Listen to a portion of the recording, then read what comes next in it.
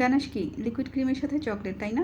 একটু বিস্তারিতভাবে যদি বলি, গানাশ কিন্তু বিভিন্ন রেশিওতে বানানো যায়। আমরা সবসময় একটা রেশিওই গানাশের জানি, সেটা হচ্ছে 2:1। এই রেশিওতেই কিন্তু আমরা ম্যাক্সিমাম গানাশটা মেক করে থাকি। তবে চকলেটের সাথে ক্রিমের ভিন্ন ভিন্ন রেশিও কিন্তু ভিন্ন ভিন্ন টাইপের গানাশ হয়, যেটা দিয়ে আপনি ড্রিপিং, ফ্রস্টিং কিংবা ফিলিং এর ব্যবহার করতে পারবেন, অথবা হুইপ গানাশও মেক করতে পারবেন। গানাশের কনসিস্টেন্সি মূলত ডিপেন্ড করে চকলেট এবং ক্রিমের রেশিও, এই দুটোর উপর।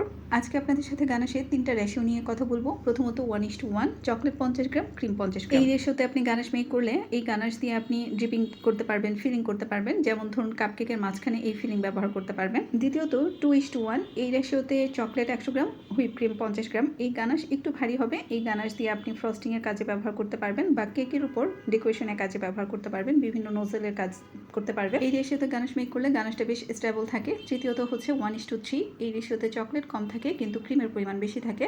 এটাকে মূলত হুইপ গানাশ বলে, যেটা সাধারণত সেট হওয়ার পর গানাশটাকে হুইপ করে ক্রিম মেক করা যায়।